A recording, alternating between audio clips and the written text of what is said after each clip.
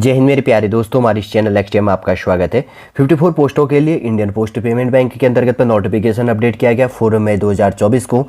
पूरा इन्फॉर्मेशन देखेंगे। आपके फॉर्म फिल करने के लिए क्या नोटिफिकेशन है, मेरे पास थोड़ा सा टाइम नहीं था इसलिए मैं आपके लिए नोटिफिकेशन लेट में प्रोवाइड कर रहा हूँ। अभी आपके पास में फॉर्म फिल करने के लिए बहुत सारा टाइम है, आप फॉर्म फिल कर सकते हैं यदि आपके पास में जो भी इन्फॉर्मेशन इसके अंतर्गत एजुकेशन एक्सेट्रा जो भी क्वालिफिकेशन अगर आपके पास में अवेलेबल है। पूरा इन्फॉर्मेशन इस वीडियो के अंतर्गत पे देखेंगे।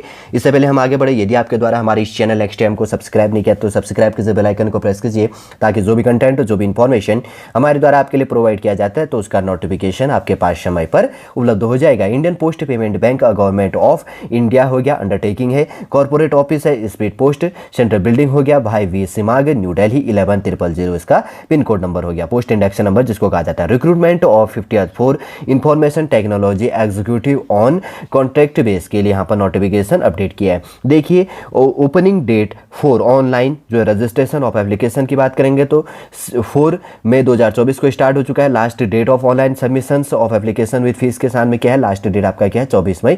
फॉर्म फिल करना आप स्टार्ट कर चुके हैं 4 मई से और लास्ट डेट इसका क्या है 24 मई इसका लास्ट डेट हो जाता है। देखिए यहाँ पर वैकेंसी की बात करेंगे तो यहाँ पे क्या है, बहुत चीज ध्यान देना। 1/4/2024 के बेस में आपका एज लिमिट मिनिमम 20 और जो भी है और मैक्सिमम इस डेट को होना चाहिए, ठीक है।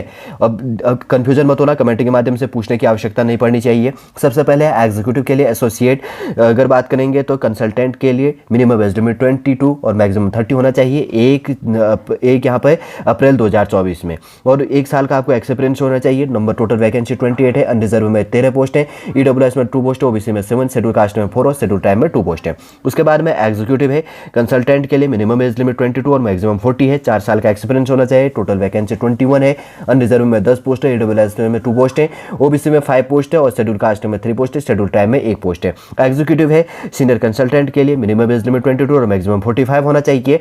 पोस्ट क्वालिफिकेशन वर्क एक्सपीरियंस की बात करेंगे तो 6 साल का आपको यहाँ पे एक्सपीरियंस होना चाहिए। नंबर ऑफ वैकेंसी की बात करेंगे तो टोटल 5 पोस्ट है, अनरिजर्व में 4 पोस्ट है, ईडब्ल्यूएस है, उसके बाद में ओबीसी में 1 पोस्ट है। अगर यहाँ पर टोटल 54 पोस्ट है, अनरिजर्व में 28 और ईडब्ल्यूएस में 4 पोस्ट है, ओबीसी में 13 पोस्ट है और शेड्यूल कास्ट में 7 पोस्ट है और शेड्यूल ट्राइब में 3 पोस्ट यहाँ पर हो जाती है।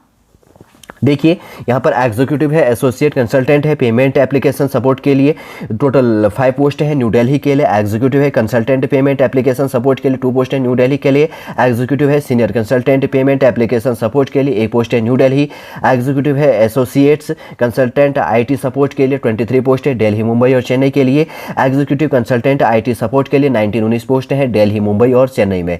और उसके बाद में एग्जीक्यूटिव है सीनियर कंसल्टेंट के लिए कोर है इंश्योरेंस सॉल्यूशन के लिए 1 पोस्ट है, चेन्नई के लिए। उसके बाद में है एग्जीक्यूटिव है senior consultant data governance oblique किया गया है, डेटा बेस एक्टिविटी है मॉनिटरिंग के लिए 1 पोस्ट है, न्यू दिल्ली के लिए। उसके बाद में एग्जीक्यूटिव है सीनियर कंसल्टेंट डीसी मैनेजर के लिए 1 पोस्ट है, मुंबई और ऑब्लिक न्यू दिल्ली के लिए। एग्जीक्यूटिव सीनियर कंसल्टेंट और चेन्नई के लिए है, लैंड के लिए 1 पोस्ट है लेट के बेस के अंतर्गत पर, ठीक है। 1 पोस्ट है न्यू दिल्ली के लिए, टोटल 27 पोस्ट है। इस कैटेगरी मतलब सारी कैटेगरी इंक्लूड है, टोटल कितने हैं 54 पोस्ट हो जाती है।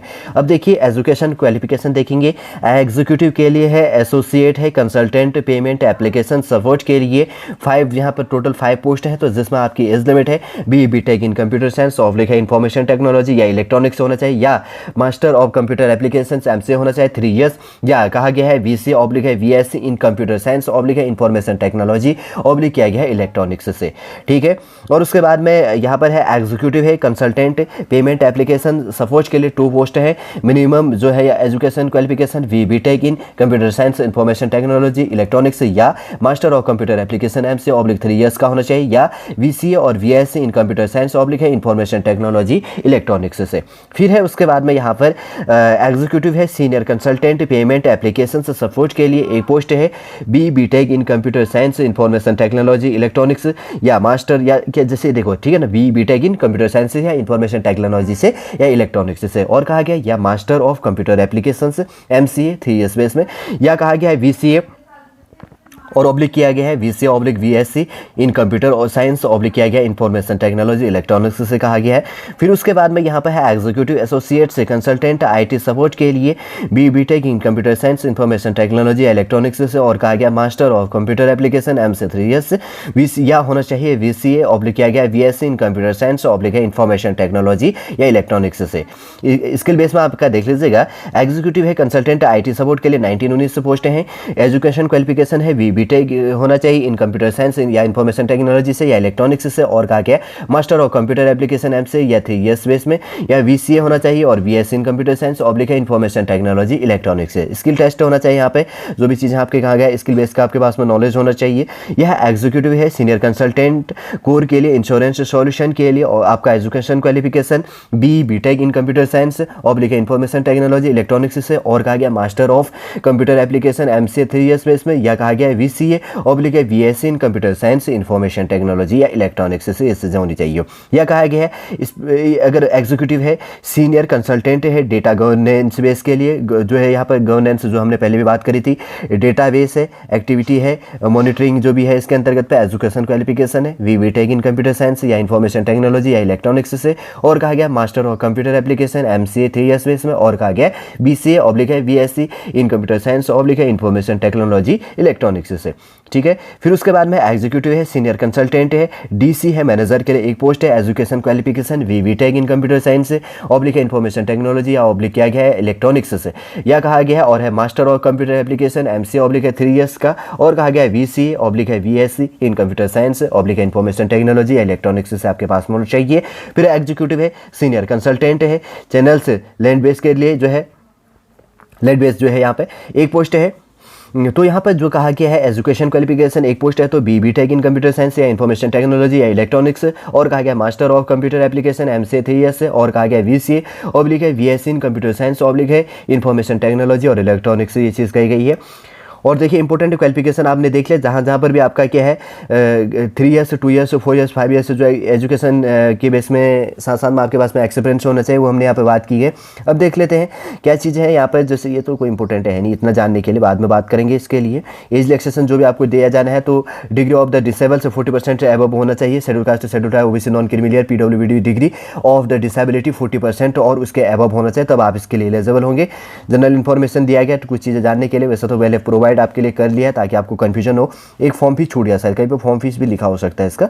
देखिए यहाँ पर ये है schedule caste schedule tribe PW के लिए PWD के लिए जो है ऑनलाइन इंटीमेशन से चार्ज इंक्लूड किया गया 150 रुपये, और फॉर ऑल कैटेगरीज के लिए 750 रुपये आपके लिए यहाँ पर फॉर्म फीस है।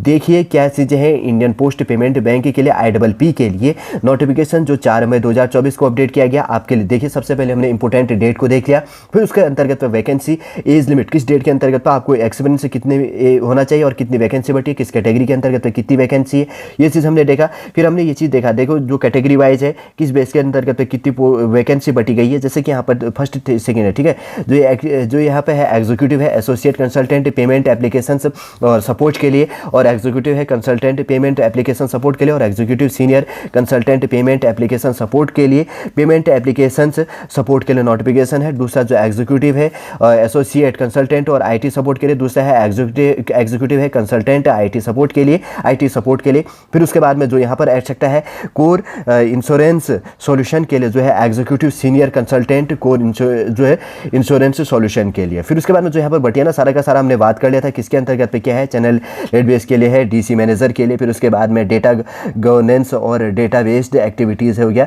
मॉनिटरिंग के लिए जो नोटिफिकेशन है किसके अंतर्गत है, कितनी वैकेंसी बटी है, किस रीजन के लिए, ये चीज़ बात की। फिर उसके बाद में हमने एजुकेशन क्वालिफिकेशन देख लिया, सारे कैटेगरी के अंतर्गत कितनी वैकेंसी आपके पास में क्या होना चाहिए, स्किल आपके पास में क्या होनी चाहिए, आप यहाँ पर देख के पॉज करके ले लीजिए, देख लीजिएगा, ठीक है। नहीं तो वीडियो और लेंथी बनेगा और बोरियत हो जाएगा। आप जो भी स्किल चीज़ें हैं आप यहाँ पर देख लीजिएगा कि क्या चीज़ें हैं, और आपका फॉर्म फीस क्या चीज़ होना चाहिए, हमने बात करी। अब ऑफिशियल कैसे आपको फॉर्म फिल करना है, ये चीज़ देखो आपको कैसे फॉर्म फिल करनी है। यहाँ पर ब्लू कलर के अंतर्गत आपको दिख रहा होगा, यहाँ पर देखिएगा CAREERS है, उसके बाद में IPPB, उसके बाद में online.in पर जाकर आप फॉर्म फिल कर सकते हैं। सरकारी रिजल्ट पे आज जाके भी आप फॉर्म फिल कर सकते हैं। पूरा नोटिफिकेशन वहाँ पर उपलब्ध हो चुका है। वैसे पूरा इन्फॉर्मेशन आप समझ गए होंगे, जो भी आपके फॉर्म फिल करने के लिए इंडियन पोस्ट पेमेंट बैंक के लिए जो भी नोटिफिकेशन था, सॉलिड रूप से पूरा इन्फॉर्मेशन आपके लिए प्रोवाइड कर दिया है। उम्मीद करूंगा दोस्तों सॉलिड पूरा इन्फॉर्मेशन आप समझ गए होंगे। यदि आज का इन्फॉर्मेशन आपको अच्छा लगे, लाइक कीजिए, कमेंट कीजिए और हमारे चैनल नेक्स्ट टाइम को सब्सक्राइब कीजिए। वापस हम नेक्स्ट क्लास के अंतर्गत आपसे मिलेंगे। जय हिंद, जय भारत।